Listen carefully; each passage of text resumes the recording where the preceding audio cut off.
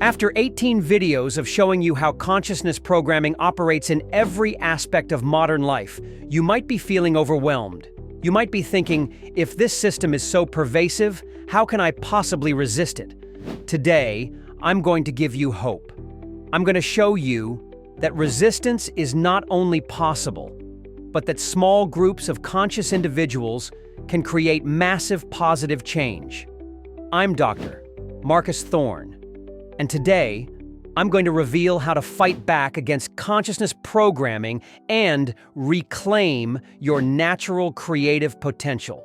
The first principle of resistance is this: consciousness programming only works on unconscious minds. The moment you become aware of how these systems operate, they lose their power over you.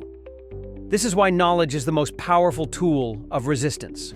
When you understand how symbols, architecture, and media affect consciousness, you can choose how to respond rather than reacting unconsciously. But awareness alone isn't enough.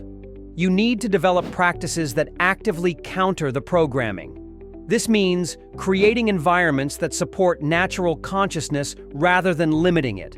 It means choosing activities that expand awareness rather than contracting it. It means building communities of conscious individuals who support each other's development. The second principle is that resistance doesn't mean withdrawal. You don't have to leave society, reject technology, or live in isolation. You can engage with modern systems while maintaining internal freedom.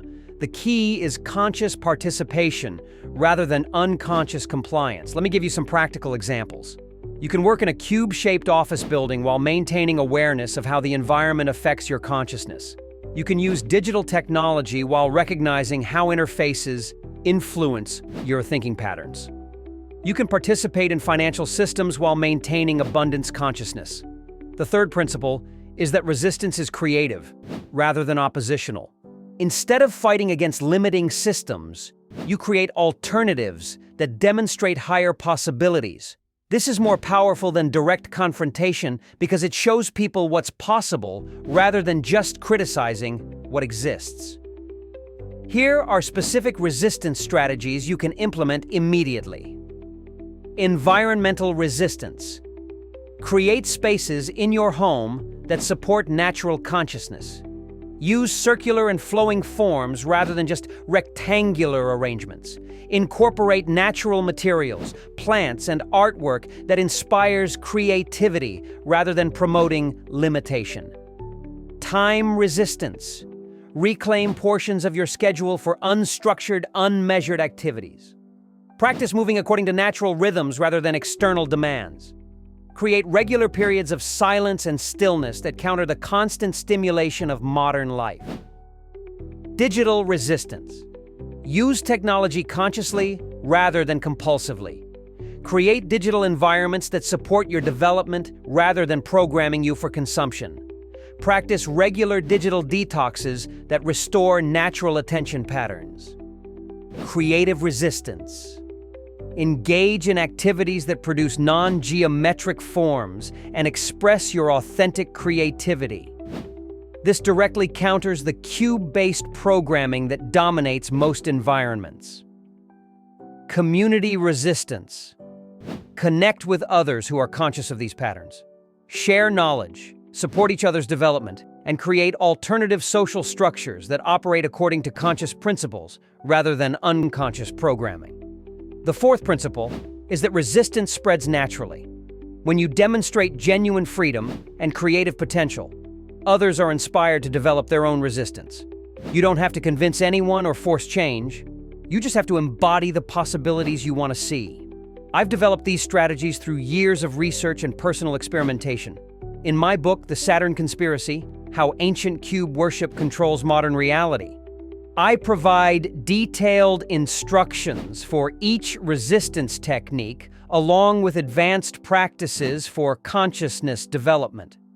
You can grab your copy for just $2.99 using the link in the description below.